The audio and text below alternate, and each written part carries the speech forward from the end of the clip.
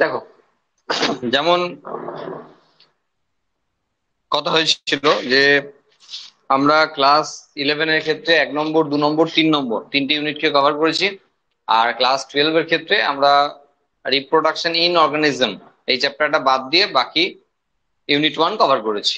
ঠিক আছে, এরপর আমরা শুরু করছি ক্লাস 12-এর ইউনিট 2, তোমার হেরিডিটি অ্যান্ড ভ্যারিয়েশন। ঠিক আছে, যেটা আমাদের ক্ষেত্রে principles of inheritance and variation. তো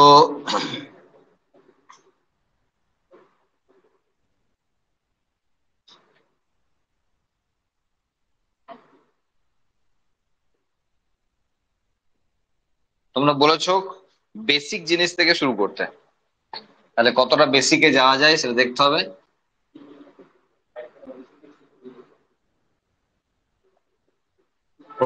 প্রথম পার্ট এবং জেনেটিক্স এর ক্ষেত্রে আমরা জানি একটু সময় লাগে এবং লাগবেও। তো যাই হোক, দেখা যাক। যে যে জায়গায় প্রবলেম হবে আমরা খানিকক্ষণ পর পর গ্যাপ দেবো, তখন অবশ্যই বলবে সমস্যাগুলো।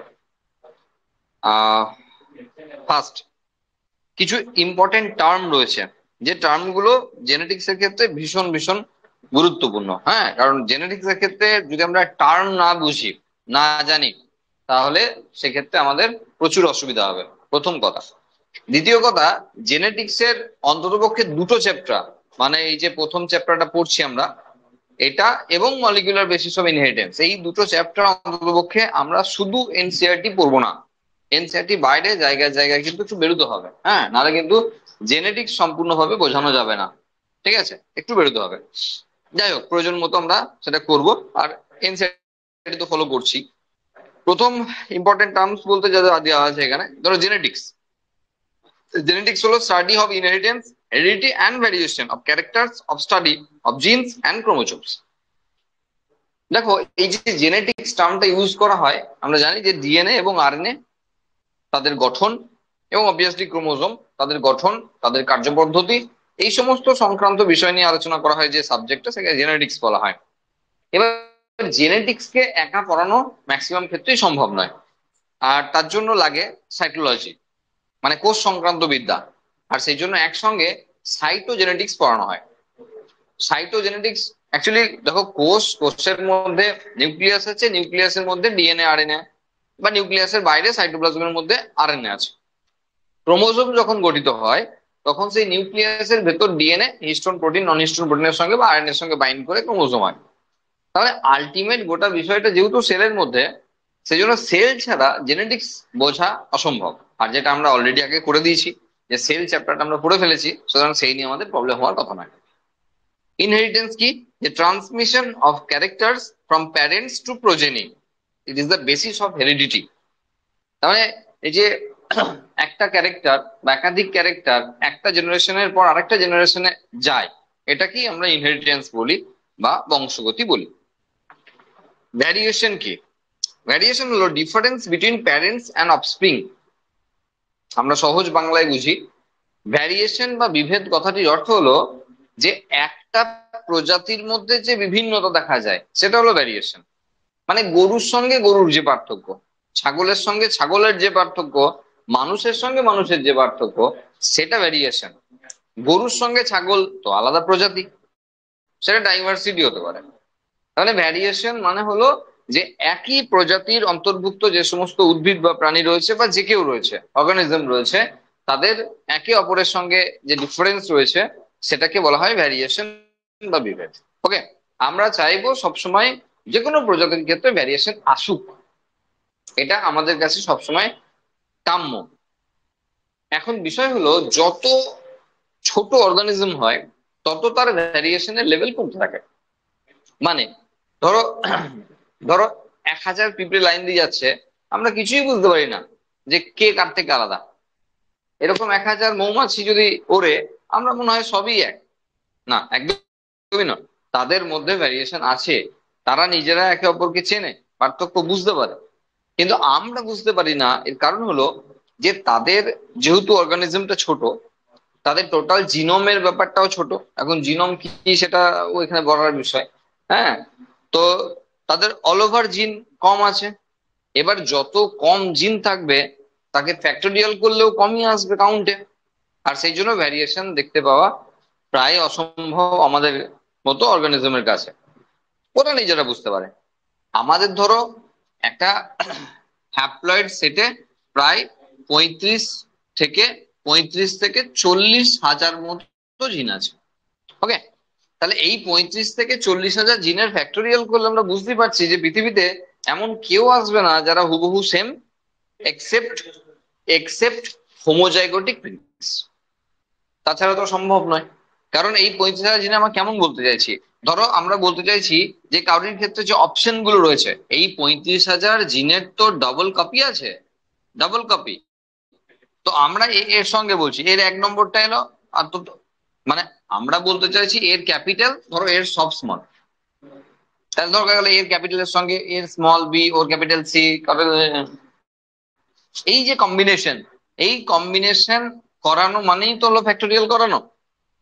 আর যা আসবে তাতে পৃথিবীর জনসংখ্যা এই গোটাটাই আসবে না, কাউরির সঙ্গে কাউরির ম্যাচ করবে না। সেই জন্য আমরা কখনো একে অপরের সঙ্গে হুবহু এক হব না যদি হোমোজাইগোটিক টুইনস না হয়।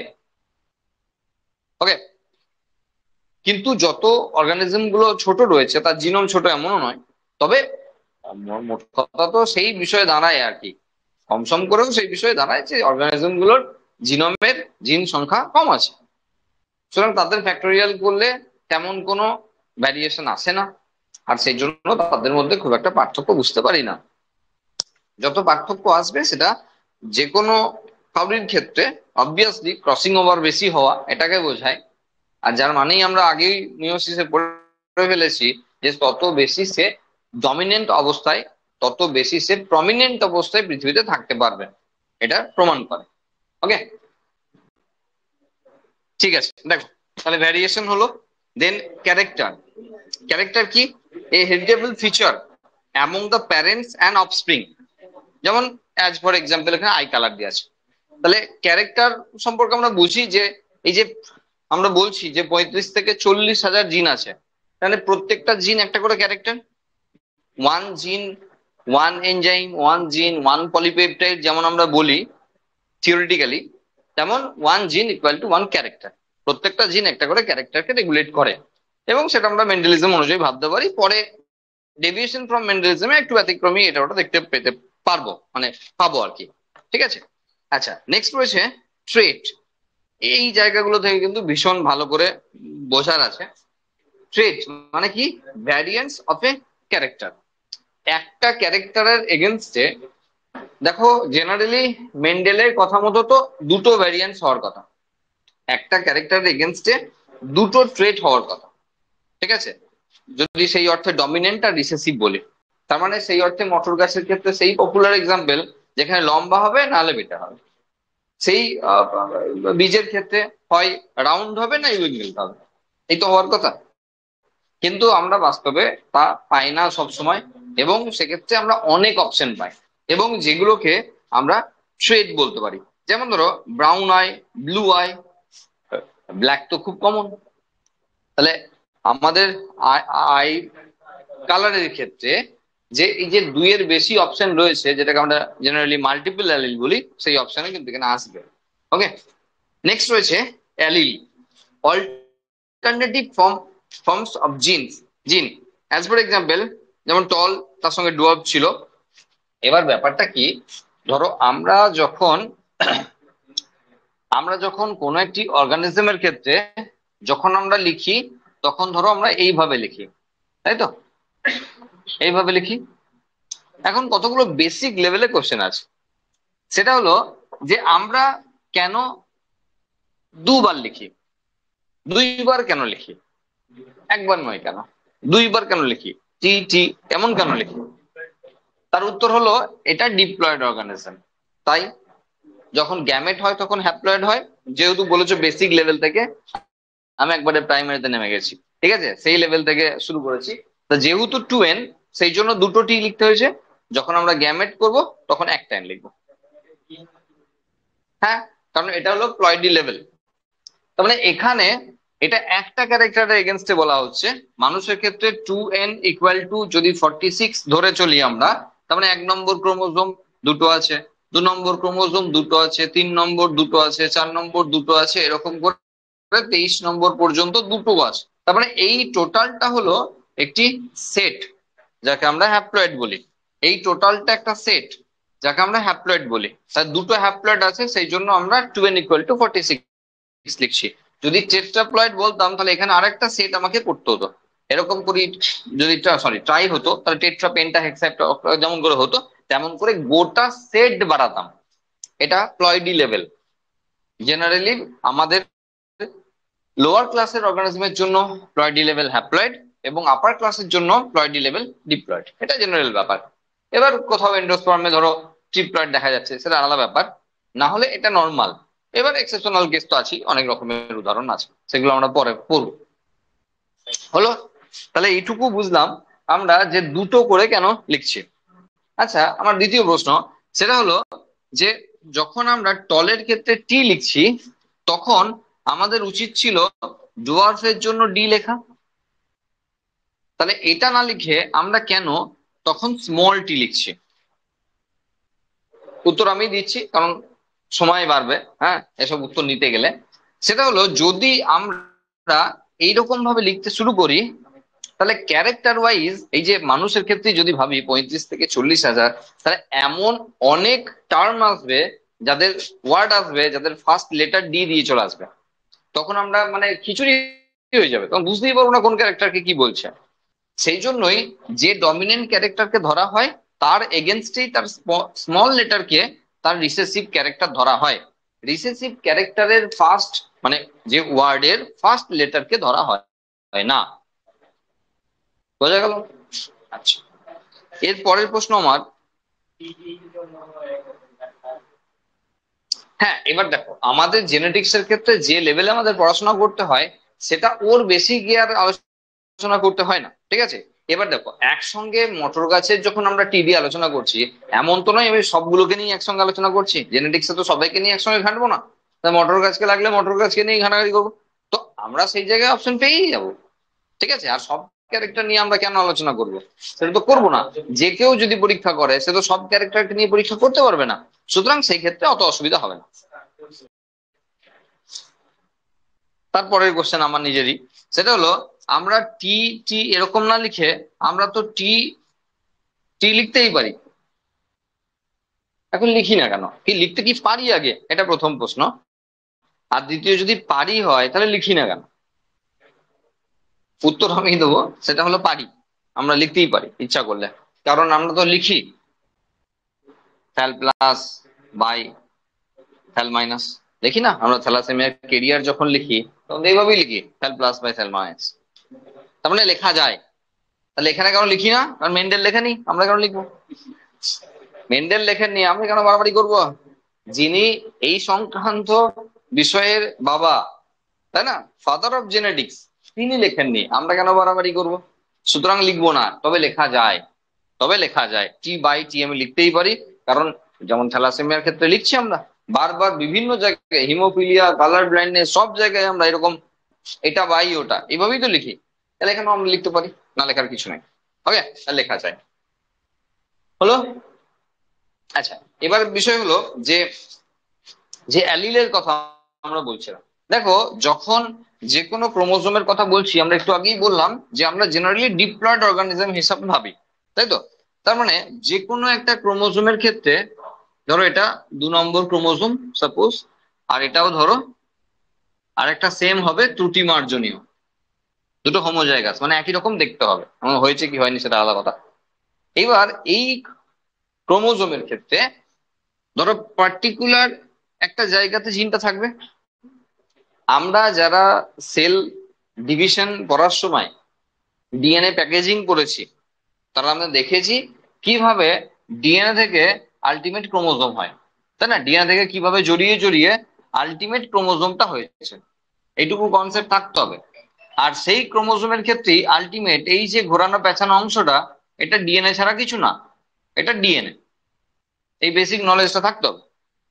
তাহলে এর মধ্যে যে দুটো ক্রোমোনিমার কথা আমরা বলি, এরা আদতেই ডিএনএ। হ্যাঁ, হিস্টোন নন হিস্টোন প্রোটিনের সঙ্গে বাইন্ড করা আছে, কিন্তু ডিএনএ। তার মানে যদি ডিএনএ এর পার্টিকুলার একটা অংশকে আমরা জিন বলে ধরি, তাহলে সেই জিনটা অবভিয়াসলি ক্রোমোজোমেও আছে, কারণ ক্রোমোজোমের মধ্যে তো ডিএনএ আছে। তাহলে ক্রোমোজোমেও একটা পয়েন্টে আমরা সেই জিনটাকে পাবো। এবার ডিএনএ এর ক্ষেত্রে লেন্থ ওয়াইজ যেটা আমরা অনেক বড় করে পাবো, এখানে যেহেতু সেখানে প্যাকেজিংটা হয়েছে, সেই জন্য সেই অনুপাতে কিন্তু আমরা ছোট জায়গায় পাবো। যেহেতু এখানে প্যাকেজিং হওয়াটাই ভালো, আমরা আগেও পড়েছি, এটাও ইউক্রোমাটিন বলি, যে যদি প্যাকেজ ভালোভাবে হয়, তাহলে সেটার উদ্দেশ্য আমার ক্রোমোজোম তৈরি করা, যে প্যাকেজিং যেন ভালোভাবে হয়। সোজা বাংলায় বলতে চাইছি, ডিএনএ এর ক্ষেত্রে লেন্থটা যদি এতটা জায়গায় জিনটা পাই আমরা, তখন ক্রোমোজোমের ক্ষেত্রে একটা ছোট জায়গাতে আমরা পাবো। যে জায়গাতে জিনটা রয়েছে সেই জায়গাটাকে বলা হয় লোকাস, মানে অ্যাকচুয়ালি লোকেশন। সেই জিনটা যেখানে অবস্থান করছে, জিন ম্যাপিং বা ক্রোমোজোমাল ম্যাপিং বলে একটা টপিক আছে, আমাদের জানা আছে নিশ্চয়ই। তো যেখানে জিনের দূরত্ব নির্ণয় করা হয়। এখন বিষয় হলো, এই ক্রোমোজোমের যে জায়গাতে জিনটি অবস্থান করছে সেটা হলো তার লোকাস বা লোকেশন। আর এই যে দুটো ভ্যারিয়েন্ট পাচ্ছে, এ একে অপরের অ্যালিল। তার মানে এটা যদি ক্যাপিটাল টি ভাবছি আমরা, তাহলে এটা ক্যাপিটাল টি হতেই পারে, এটার জায়গায় এটা স্মল টি হতেই পারে, অথবা দুটোই স্মল টি হতে পারে, সেটা আমাদের এখন জানা নাই। তবে একে অপরের অ্যালিল। ক্লিয়ার? একে অপরের অ্যালিল, তার মানে একটা পার্টিকুলার লোকেশনে একটি জিন অবস্থান করে, একটি পার্টিকুলার লোকেশনে একটি জিন অবস্থান করে, ওই জিনটার একটা অল্টারনেটিভ ফর্ম আছে, অল্টারনেটিভ ফর্ম আছে যেটাকে আমরা অ্যালিল বলছি।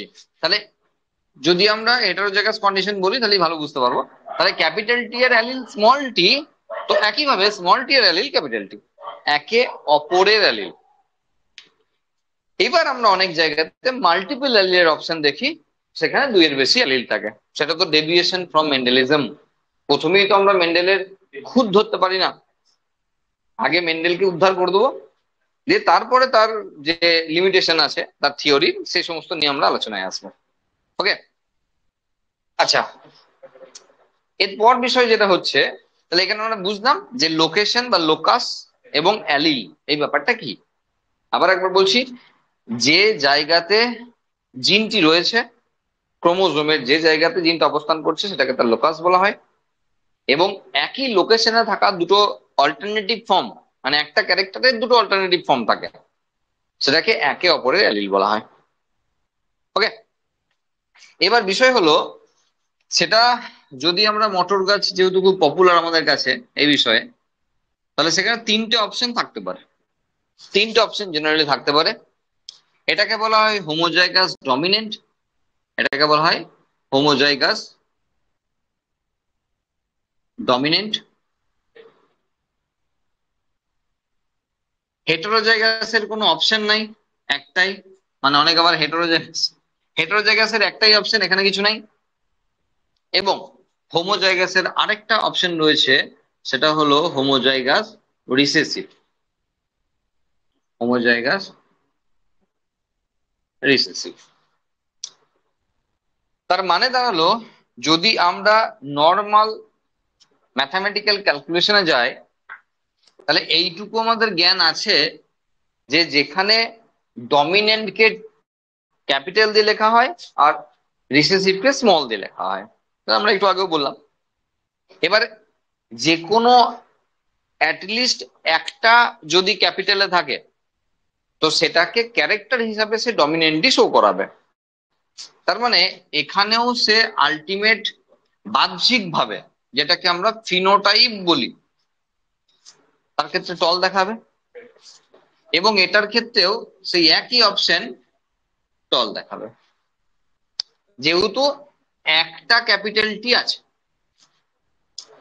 ডমিনেন্ট সব সময় বেশি পরিমাণে শো করে, মানে আমরা প্রকৃতিতে যেটা বেশি দেখি সেটাই ডমিনেন্ট, সেটাই হওয়া উচিত। পার্সেন্টেজ অনুযায়ী তুমি দেখো 66.66% হচ্ছে ডমিনেন্ট ক্যারেক্টার থাকা, মানে ফিনোটিপিক্যালি। আর মাত্র 33.33% হচ্ছে রিসেসিভ ক্যারেক্টারের জন্য থাকা, যেটাকে ডুয়াফাস। তার মানে এমনিতেই তো বুঝতে পারছি যে বেশিরভাগ ক্ষেত্রেই আমরা ডমিনেন্ট বিষয়টাই দেখতে পাবো। এই যে মানুষের গায়ের রঙের জন্য তোমার ধরো পলিজিনিক ইনহেরিটেন্সের উদাহরণ হিসাবে আছে অনেক জিন দায়ী। এখন পৃথিবীতে, গোটা পৃথিবীতে যদি আমরা দেখি, তাহলে কালো রঙের মানে মানে উম, মানে স্কিন কালার ব্ল্যাক রয়েছে এমন লোকের সংখ্যাই আমরা বেশি পাবো। আমরা ব্ল্যাক। ইংল্যান্ডে যারা আছে তারা হোয়াইট। তাহলে গোটা বিশ্বে কালো চামড়ার মানুষের সংখ্যাই বেশি। তার কারণ সেটাই হওয়া উচিত, সেটাই ডমিনেন্ট ক্যারেক্টারের মধ্যে পড়ে। ওকে, কেন? কারণ কালোই ভালো। কারণ কালোই ভালো। অ্যাকচুয়ালি কালো হলেই আমরা বিভিন্ন রকমের রে থেকে আরম্ভ করে বিভিন্ন সুযোগ সুবিধা পাবো, যেটা ফর্সা হলে পাবো না। আর সেই অর্থে আমরা বলেছি সবসময় ভালো গুণটা ডমিনেন্ট হয়। তাহলে পৃথিবীর বেশিরভাগ মানুষের স্কিন কালার ব্ল্যাক দেখছি, তার মানে ভালো ক্যারেক্টার কেই বেশি শো করছে। তাহলে যে কোনো সময় যে কোনো জায়গাতে আমরা যে ক্যারেক্টার গুলো পাবো, সেই ক্যারেক্টার গুলো বেশি মাত্রায় পাবো ডমিনেন্ট অবস্থায়। তবে একটা অপশন রয়েছে রিসেসিভ, সেটাকেও তো পাবো আমরা। যখন আমরা মোনোহাইব্রিড বা ডাইহাইব্রিড ক্রস করব, তখন মটর গাছের যে 7 জোড়া বিপরীত বৈশিষ্ট্যের কথা বলা হয়, সেগুলো সকলেরই জানা, সেগুলো নিয়ে আমরা আলোচনা করব। তো সেখানে যখন গ্রেন কালার নিয়ে আলোচনা করা হয়, তখন মটরের ক্ষেত্রে মটরের যে ডমিনেন্ট ক্যারেক্টারের যে কালার, সেটা ইয়েলো, এবং রিসেসিভ ক্যারেক্টার যেটা, সেটা হলো গ্রিন।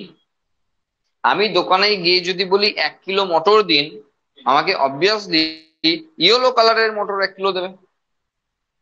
কারণ কারণ দোকানদার জানে ওটাই। দোকানদার ডমিনেন্ট রিসেসিভ হয়তো জানে না, কিন্তু জানে এটাই চলে। আমাকে যদি সবুজ নিতে হয়, তাহলে আমাকে গিয়ে বলতে হবে সবুজ মটর দিন। তার মানে ওটা বহুল প্রচলিত নয়, তার মানে ওটা ডমিনেন্ট ক্যারেক্টার নয়। যেগুলো ভালো সেগুলোই ডমিনেন্ট ক্যারেক্টার। গোটা পৃথিবীতে যার যত ক্যারেক্টার আছে, ডমিনেন্ট ক্যারেক্টার মানে ভালো ক্যারেক্টার, আর সেটাই চলে। তবে এই অপশনটাও মাথায় রাখতে হবে যে একটা পার্সেন্টেজ রয়েছে যেখানে 33.33% এটাও আসবে। আর একটা উদাহরণ দিই, যেমন ধরো মটরশুটির যে সাধারণ রং, সেটা আমরা জানি গ্রিন হওয়া উচিত। কিন্তু আরেকটি অপশন এখানে থাকবে 33.33%, যেখানে ইয়েলো আসবে, মানে শুটিটার রঙই ইয়েলো আসবে। এবার তুমি স্টেশন বাজারে গিয়ে দেখলে শীতকালে এরকম এক ডাং করে রয়েছে মটরশুটি, কিনতে গিয়ে দেখলে কেমন একটু হলুদ হলুদ রঙের সব শুটি। তুমি দোকানদারকে তো গাল দিয়ে এলে যে হ্যাঁ, কবেকার বাসি মালগুলো নিয়ে চলে এসছে, কে নেবে এগুলো। আদতে দেখা গেল ওগুলো বাসি না, আজকেই তুলে আনা হয়েছে, কিন্তু কালারই ওরকম। কারণ এই ক্যারেক্টারটা যাবে কোথায়? এও তো কিছু আসবে, এবং সেটা 33.33% আসবে। তার মানে ওই হলুদ রঙের মটরশুঁটি বিক্রি করতে এসছে মানেই সেটা পুরনো বাসি এমন নাও হতে পারে, হতেও পারে, নাও হতে পারে। কারণ এটাই ক্যারেক্টার হিসাবেও থাকছে, সুতরাং সেটাকে আমাদের মানতে হবে। হ্যাঁ, এটাকে আমি বেশি দেখবো কারণ এটা পার্সেন্টেজে বেশি আছে। আমরা বুঝতে পারছি মনে হয় ডমিনেন্ট রিসেসিভের কেসটা। ঠিক আছে, যাই হোক। তাহলে এখানে হোমোজাইগাসের ক্ষেত্রে দুটো অপশন হয়, ডমিনেন্ট যেখানে 1 জোড়া ক্রোমোজোমের দুটি অ্যালিলই সেম, সেখানে হোমোজাইগাস। এবার যদি দুটোই ক্যাপিটালে হয়, মানে তার ডমিনেন্ট হচ্ছে। যদি দুটোই রিসেসিভে থাকছে, তাহলে হোমোজাইগাস রিসেসিভ হচ্ছে। আর হেটেরোজাইগাসের ক্ষেত্রে একটাই অপশন, যার ফিনোটাইপ ক্যারেক্টার টল। এগুলো জিনোটাইপ, এগুলো ফিনোটাইপ। যেগুলো আমরা দেখতে পাই সেগুলো ফিনোটাইপ, আর যেগুলো আদতেই আছে জিনগতভাবে সেগুলো জিনোটাইপ। তাই তো? এছাড়াও একটা ফরম্যাট আছে যেটাকে হেমিজাইগাস বলা হয়, যেখানে যেখানে একাই তার ক্যারেক্টারকে শো করিয়ে দেয়, আরেকজনকে লাগেই না।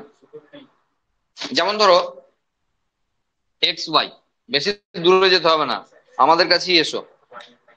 মানুষের মেলদের ক্ষেত্রে ওয়াই একাই, এক্সও একাই। তাহলে ওয়াই নিজেই ক্যারেক্টারকে শো করে দিচ্ছে, আরেকটা ওয়াই কে লাগে না, নেই। তাহলে ওয়াই তো এখানে হেমিজাইগাস, এখানে তো এক্সও হেমিজাইগাস। তাহলে মানুষের ক্ষেত্রে, মেলদের ক্ষেত্রে এক্স এবং ওয়াই দুজনেই হেমিজাইগাস কন্ডিশনে আছে। একটা শো করাচ্ছে, কারণ এখানে আর নেই কেউ, কি করবে সে, সুতরাং যা আছে তাই শো করাবে, এখানে অল্টারনেটিভ ফর্ম কিছু নাই। আর সেই জন্য ওয়াই ক্রোমোজোমে থাকা জিন বাবার কাছ থেকে ছেলের কাছে আসবেই আসবে, এর মাঝখানে কোনো অপশন নাই, কারণ চেঞ্জ করার অপশনই নেই তো। তাহলে ওয়াই এ যা আছে হুবহু বাবা থেকে ছেলেতে আসবে, তবে মেয়েতে যাওয়ার কোনো অপশন নাই, কারণ মেয়ের ক্ষেত্রে ওয়াই নেই। বোঝা গেল? তাহলে এখানে যদি না আসে, তাহলে হয় একটা অপশন হলো ভেজাল, মাঝপথে ভেজাল হয়েছে, আর সেকেন্ড অপশন হতে পারে যে ছেলেটির ক্ষেত্রে মিউটেশন হয়েছে। ব্যাস এই দুটি অপশন আছে। আর না হলে আদার্স কোনো অপশনই নেই, আদার্স কোনো অপশনই নেই, বাবাতে যা আছে ছেলেতে তা আসতেই হবে, যা যা ক্যারেক্টার ওয়াই আছে। ওকে, আচ্ছা তাহলে হয়ে গেল ফিনোটাইপ জিনোটাইপ হয়ে গেল। হাইব্রিড, দেখো হাইব্রিডের দুটো মানে আমরা দুই জায়গাতে দুটো মানে পাই। আমরা যখন ট্যাক্সোনমি পড়ছিলাম তখন একটা হাইব্রিডের মানে পাচ্ছিলাম, কিন্তু জেনেটিক্সে হাইব্রিডের অন্য মানে পাবো।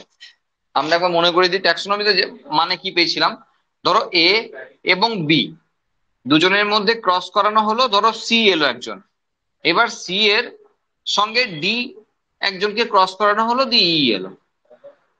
যদি এ আর বি এর মধ্যে ক্রস করিয়ে সি আসে এবং সি রিপ্রোডাক্টিভলি ফার্টাইল হয়, জননে সক্ষম হয়, তাহলে জননে সক্ষম, তাহলে এ আর বি সেম প্রজাতি, মানে একই স্পিসিস। আর যদি না হয়, যদি সিতেই দা এন্ড হয়ে যায়, মানে বিয়ে দাও না কোনো অসুবিধা নাই, কিন্তু ই এলো না, তার মানে ওরা সেম স্পিসিস না, তার মানে তখন সি হলো হাইব্রিড। সি হলো হাইব্রিড যার নেক্সট জেনারেশন হয় না, সি হাইব্রিড। এটা ট্যাক্সোনমির এগেনস্টে ঠিক আছে, কিন্তু জেনেটিক্স এর এগেনস্টে এ আর বি এদের মধ্যে যখন, মানে গোদা বাংলায় যদি বলি বিয়ে দিচ্ছি, তাহলে এটাকে বলে ক্রস। তাহলে এদের মধ্যে ক্রস করালে একজন আসবে, সে হলো হাইব্রিড। তার মানে এটা একটা প্রসেস যেটাকে হাইব্রিডাইজেশন বলা হয়। Normally reproduction, obviously sexual reproduction, যাকে হাইব্রিডাইজেশন বলা হয়, এবং তার রেজাল্টে যে আছে সে হলো হাইব্রিড। তাহলে এখানে ওইসব কোনো বিষয় না, এখানে নর্মাল সেক্সুয়াল রিপ্রোডাকশনকেই বলা হয় হাইব্রিডাইজেশন, এবং তার রেজাল্টে যে আসে সেই হলো হাইব্রিড। এই হাইব্রিড আর ওই হাইব্রিডের মানে কিন্তু আলাদা, ওটা বায়োলজিক্যাল স্পিসিস কনসেপ্ট, জেনেটিক্স। ওকে, আচ্ছা নেক্সট রয়েছে পানেট স্কোয়ার, খুব পপুলার একটি বিষয়, আমরা জানি চেকার বোর্ডকে বলা হয়, তাই তো। তো আমরা অনেকেই ক্লাস 12 লেভেলে অনেকটা জানি না, মানে হয়তো জেনে থাকি না, যারা একটু কম পড়াশোনা করে তারা অত জানে না, ঠিক আছে, যারা মোটামুটি পড়ে তারা 12এই জেনে যায় যে অ্যাকচুয়ালি যে চেকার বোর্ড আমরা করি সে তাকে পানেট স্কোয়ার বলা হয়, ঠিক আছে। যাই হোক, a graphical representation to calculate probability of all genotypes of offspring in a genetic cross, যাকে বলা হয় পানেট স্কোয়ার। ঠিক আছে? এছাড়াও গাদা গাদা টার্ম আছে, সেগুলো আমরা পড়তে পড়তে আস্তে আস্তে পাবো। আচ্ছা নেক্সট রয়েছে Mendel's law of inheritance. Gregor John Mendel, father of genetics. আচ্ছা, গার্ডেন পি বা পাইসেম স্যাটাইভামের ওপর তিনি 7 বছর ধরে পরীক্ষা নিরীক্ষা করেছিলেন, এবং আলটিমেট তিনি যে মটর গাছটি চুজ করেছিলেন তার অনেক কারণ ছিল। হ্যাঁ, সেই কারণগুলো সম্পর্কে আমরা প্রায় সবাই জানি, তবু একবার জাস্ট কারণগুলো মনে করে দিই। সেটা হলো এই যে অপোজিট ক্যারেক্টারের যে বিষয়গুলো, সেগুলো খুব স্পষ্ট ভাবে ছিল, যেটা সব জায়গায় বোঝা যায় না। ডমিনেন্ট এবং রিসেসিভ ক্যারেক্টার গুলোকে সব জায়গায় স্পষ্টভাবে বোঝা যায় না, যেটা মটর গাছে বোঝা যাচ্ছিল। এটা একটু বিষয়। প্রথম বিষয় হলো যে তিনি মটর গাছ কি লক্ষ্য করে করে তার মাথায় এটা ক্লিক করেছিল, সেই মটর গাছ চুজ করেছিলেন। এটা তো প্রাথমিক বিষয়, কিন্তু খুঁজে বেড়াননি আর 5টা গাছ, তিনি মটর গাছকে খেয়াল করতে করতেই তার মাথায় আইডিয়াটা আসে। সুতরাং আর কাকে চুজ করবে, অন্য কাউকে চুজ করবে, কিন্তু ওটা দেখেই তিনি ব্যাপারটা মাথায় এসেছিল, তো এটা একটা প্রধান কারণ। আচ্ছা আর কি, যে বছরে যে কোনো সময় মোটামুটি এটা, মানে মাঠে না হলেও ল্যাব ফেসিলিটিতেও তাকে কালচার করা যায়, গ্রো করানো যায়, এটি বড় কারণ। লাইফ স্প্যান খুব ছোট, এটা সবচেয়ে বড় কারণ। কারণ দেখো, লাইফ স্প্যান ছোট হলে তাকে নিয়ে বারবার জেনেটিক্স এর মতো পরীক্ষাগুলোতে সবচেয়ে বেশি গুরুত্বপূর্ণ বিষয় যেটা, সেটা হলো লাইফ স্প্যান কম থাকা। যদি শাল গাছের মতো কোনো একটি গাছকে নিয়ে আমরা যাই এই ধরনের পরীক্ষা করতে, শাল গাছের মোটামুটি 20 থেকে 35 বছর লাগে একটা লাইফ সাইকেলে, যদি তার বীজ আসতে হয়, সেই বীজ থেকে গাছ। তো এক জীবনেই সব শেষ। একজনের কেরিয়ার কত দিনের হয়? 30 বছর, হার্ডলি 35 বছর, সকাল সকাল শুরু করলে। একটা জেনারেশনও পার করতে পারবে না, কি ক্যারেক্টার বুঝবে? কিছুই তো বুঝবে না। সেই জন্য ড্রসোফিলাও খুব কমন, এই একই পপুলারিটি, মানে তার কারণ এটাই যে তার লাইফ স্প্যান খুব শর্ট ডিউরেশনের। তাহলে বারবার আমার রেজাল্ট দেখার অপশন রয়েছে। মেন্ডেলের যে দুটো প্রিন্সিপাল আমরা পাই, বার করতে দম ছুটে গেছিল। ঠিক আছে, যেমন সহজ করে আমরা বোর্ডে দেখে বুঝি না, তেমন সহজ ছিল না বিষয়গুলো। বোর্ডে ক্যাপিটাল টি আর তারপরে ক্যাপিটাল টি স্মল টি লিখে দিলে আমরা চোখের সামনে বুঝতে পারি এটা ওটা এটা ওটা, কিন্তু দেখে তো বোঝা যায় না কোনটা লম্বার কি পিছনে কি বিষয় আছে। তা সেটা বুঝতে কিন্তু অনেক কাঠখড় পোড়াতে হয়েছিল তাকে। ঠিক আছে, যাই হোক, এমনি এমনি তো বাবা হয়ে যায়নি, অনেক অবদান ছিল, তারপর তো বাবা হতে পেরেছে, তাই না? যাই হোক, আর কি আরেকটা মেন বিষয় ছিল, আরেকটা বিষয় ছিল গুরুত্বপূর্ণ, সেটা হলো এটাই ছিল একটি বাইসেক্সুয়াল প্ল্যান্ট, মানে তার ফ্লাওয়ার গুলো ছিল বাইসেক্সুয়াল। ঠিক আছে, মানে ডায়োসিয়াস প্ল্যান্ট। এটি সবচেয়ে, মানে এটি একটি অন্যতম বিষয়, তার কারণ হলো বংশগতির পরীক্ষা। আচ্ছা, যদি মানুষকে নিয়ে বংশগতির পরীক্ষা সম্ভব? একবারেই সম্ভব না। কেন? তাহলে বোন বা দাদার সঙ্গে বিয়ে দিতে হবে। সোজা কথায় বোন বা দাদার সঙ্গে বিয়ে দিতে হবে, না হলে সম্ভব নয়। কারণ আমি যদি লোকের ঘর থেকেই মেয়ে আনবো, তো বংশই চেঞ্জ হয়ে গেল। তাহলে বংশগতির কি বুঝবো? আমার ঘরের ছেলেটার বিয়ে অন্য ঘরের মেয়ের সঙ্গে দেবো, তো এমনিতেই তো বংশ চেঞ্জ করে দিলাম। তাহলে বংশগতির ক্যারেক্টার আর কি বুঝবো? দুজনের তো মিক্সড হয়ে একজন আসবে, তাহলে তো আমি বংশগতি বুঝতে পারবো না। তাহলে বংশগতি বুঝতে গেলে বংশটাকে স্থির এক রাখতে হবে। তার মানে দাঁড়ালো বোন বা দাদার সঙ্গে বিয়ে দিতে হবে, যেটা অ্যাটলিস্ট আর যে কোনো কারোর ক্ষেত্রেই হোক, মানুষের ক্ষেত্রে নেক্সট ইম্পসিবল। ঠিক আছে, সুতরাং এটা সম্ভব নয় মানুষের ক্ষেত্রে কখনো। বাকি যে কোনো ঘরেই করা যেতে পারে, তবে এই যত ছোটখাটো অর্গানিজম আমরা পেয়েছি, তাদের লাইফ স্প্যানটার জন্য তাদেরকে খুব পপুলারলি বাছা হয়েছে। গরু ছাগলকেও বাঁচতে পারতো, কিন্তু এই যে নিচের দিকের খুব শর্ট ডিউরেশনের যারা রয়েছে, তাদেরকে পপুলারলি বাছা হয়েছে। তাহলে বাইসেক্সুয়াল হওয়ার একটা ফেসিলিটি হলো যে যখন তখন তাদেরকে আমরা ইউনিসেক্সুয়াল করে নিতে পারবো। তার মেল পার্টটা কেটে ফিমেল করে নিতে পারবো, ফিমেল পার্টটা কেটে মেল করে নিতে পারবো। যদিও ফিমেল পার্ট কেটে মেল করার দরকার পড়ে না, শুধু মেল পার্ট কেটে ফিমেল করার দরকার হয়। কারণ আলটিমেট তো বাচ্চা কাচ্চা আসবে ফিমেলটার, তাহলে মেলটার তো শুধু ডোনেটই করবে। তাহলে মেল আর ফিমেল যদি একসঙ্গেই থাকে একই ইয়েতে, তো তাতে অসুবিধা তো কিছু নাই, মেলটা তো ডোনেট। মানে দাঁড়ালো এসব হতে থাকবে। তার মানে দাঁড়ালো এটা যে যদি দুটোই বাইসেক্সুয়াল ফ্লাওয়ার হয়, তাহলে এটাকে অবশ্যই মেলটা কেটে দিয়ে ফিমেল বানানোর একটা উদ্দেশ্য আছে। কিন্তু এটার ক্ষেত্রে আমি কিছু করলাম আর না করলাম একই তো বিষয়। কারণ এর তো মেল পার্ট থেকে পোলেন গ্রেন আমি আর্টিফিশিয়ালি নিয়ে এসে স্টিগমাতে দেবো। সুতরাং এর যদি ফিমেল পার্টটা থেকেও যায়, তাতে অসুবিধা কি আছে? অসুবিধা তো আমার কিছু নেই। সুতরাং এখানে ইমাস্কুলেশন টার্মটাই শুধুমাত্র এসছে যেখানে মেল পার্ট কেটে বাদ দেওয়ার পদ্ধতি, ফিমেল পার্ট কেটে বাদ দেওয়ার কোনো পদ্ধতিই নেই, থাকবে তো বাস্তবে। এবং আরেকটি বিষয় রয়েছে, ম্যাক্সিমাম ফুলের ক্ষেত্রে যদি ফুলটার ফিমেল পার্টটা কেটে বাদ দিয়ে দেওয়া হয়, হয়তো দেখা যাচ্ছে মেল পার্টটা থাকবেই না, তাই না? জবা গাছে দেখো একটু খেয়াল করে, মানে ফিমেল পার্টটার গায়ে লেগে আছে মেল পার্ট। সুতরাং যদি আমি ফিমেল পার্টটা কেটে বাদ দিতে চাই, মেল পার্ট কখনোই রাখা সম্ভব নয়। দরকারই বা কি, যেটা দরকারই নাই সেটা নিয়ে হলো। তার মানে দাঁড়ালো মেন্ডেলের এই গোটা প্রসিডিওরে যে ব্যাপারটা অবলম্বন করা হয়েছিল সেটা হলো selection of two P plants with contrasting characters. Emasculation করানো হয়েছিল যেমন আমরা বললাম, পলিনেশন করা হয়েছিল আর্টিফিশিয়ালি, এখান থেকে ধরো ব্লাস্টটা নিয়ে এখানে দিয়ে দেওয়া হলো, ব্যাস তাহলে হয়ে গেল পলিনেশন। এরকম করি, বা ওই গাছের ফুলটাকে নিয়ে ওই গাছে ছেড়ে দেওয়া হলো, তাহলে হয়ে গেল collection and germination of seeds to produce offspring. এরপরে যে ছকে রয়েছে সেখানে 7 জোড়া বিপরীত বৈশিষ্ট্য রয়েছে এবং তাদের প্রত্যেকটার ক্যারেক্টার, তার সঙ্গে তাদের কন্ট্রাস্টিং ট্রেড গুলোকে দেখানো হয়েছে কোনটা ডমিনেন্ট কোনটা রিসেসিভ, এগুলো খুব বেসিক জিনিস। আমি আশা রাখবো যে এগুলো তোমরা জানা আছে অথবা জেনে নেবে, ঠিক আছে? কারণ এইগুলো নিয়ে কি আর আলোচনা করবো। হাইট থেকে আরম্ভ করে দেখো, একটা ক্যারেক্টার ছিল গাছের, দুটো ক্যারেক্টার মানে এক জোড়া ক্যারেক্টার ছিল ফুলের, এক জোড়া ছিল ফলের, আর এক জোড়া ছিল বীজের। মটরশুঁটি ফল আর মটর হলো বীজ। তাহলে এই তিনজনের এক জোড়া করে ক্যারেক্টার, আর গাছের হাইট নিয়ে এক জোড়া ক্যারেক্টার, ঠিক আছে? একটা ক্যারেক্টার, ঠিক আছে? প্রত্যেকটা জোড়া জোড়া, সুতরাং 7 জোড়া বিপরীত বৈশিষ্ট্য রয়েছে এগুলো।